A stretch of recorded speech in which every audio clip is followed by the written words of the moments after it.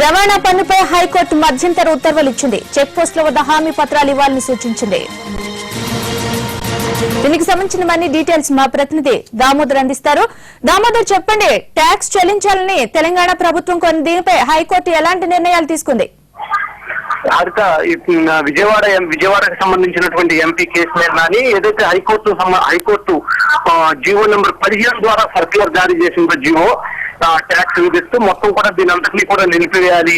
విభజన చట్టంలో ట్యాక్స్ 15 సంవత్సరాల పాటు ఉమ్మడి రాష్ట్రంగా ఉన్న ఉమ్మడి రాష్ట్రంలో ట్యాక్స్ వసూలు చేయరాదని చెప్పి ఎంపీ కేసు నిన్న మొత్తం హైకోర్టులో పిటిషన్ వేయడం జరిగింది.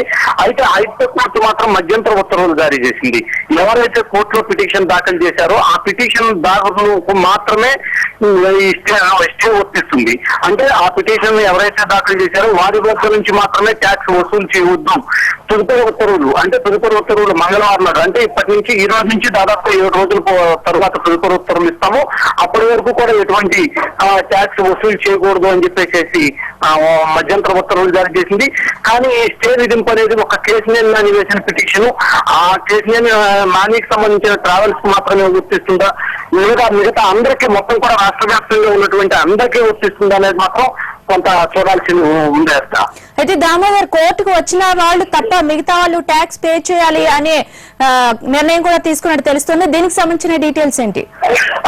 ప్రధానంగా కేసు నిర్ణయాన్ని పిటిషన్ దాఖలు చేసిన తర్వాత వచ్చిన తీర్పు చూస్తే మాత్రం, వచ్చిన ఉత్తర్వులు చూస్తే మాత్రం అలాగే కనబడుతున్నాయి. ఎవరైతే కోర్టును ఆశ్రయించారో, ఎవరైతే కోర్టులో పిటిషన్ దాఖలు చేశారో వారికి మాత్రమే ఈ ఉత్తర్వులు వర్తిస్తాయి, స్టే ఉత్తర్వులు వర్తిస్తాయని చెప్పి చెప్తుంది. అంటే మిగిలిన వారికి మాత్రం ఈ ఉత్తర్వులు వర్తించము అని చెప్పేసి స్పష్టం చేస్తుంది. అలా అనే పక్షంలో ఎవరైతే పిటిషన్ దాఖలు చేశారో హైకోర్టులో నానితో పాటు మరి ఎవరైనా దాఖలు చేస్తుంటే వీళ్ళ వరకు మాత్రమే ఈ స్టే వర్తించే అవకాశం ఉంది.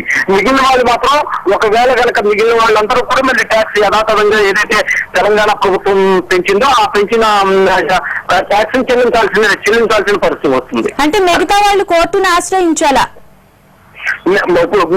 ఈ ఉత్తర్వులు బట్టి చూస్తే మిగిలిన వాళ్ళు కూడా కోర్టుకు వెళ్తేనే వాళ్ళు ట్యాక్స్ చెల్లించుకోకుండా ఉండే అవకాశం ఉంది. ఒకవేళ కోర్టులో వాళ్ళు మిగతా వ్యక్తులు ఎవరైనా సరే పిటిషన్ వేయని పక్షంలో వాళ్ళు కంపల్సరీగా ట్యాక్స్ చెల్లించాలి. అంటే ఏపీ రాష్ట్రంలో దాదాపుగా 3,56,000 వాహనాల పైన ఈ ట్యాక్స్ పడుతుంది. అంటే 3,56,000 వాహనాలకు సంబంధించిన వ్యక్తులు అందరూ కూడా మొత్తం హైకోర్టులో పిటిషన్ దాఖలు చేయాలంటే, ప్రతి వ్యక్తి ఇండివిజువల్ గా పిటిషన్ దాఖలు చేయాలంటే అది చాలా కష్టసాధ్యమైనటువంటి విషయం. కాబట్టి దీంట్లో కొంత గందరగోళం ఉంది. అదేంటనేది మొత్తం పూర్తి స్థాయి ఉత్తర్వులు వచ్చిన తర్వాత కానీ అర్థం కాదట.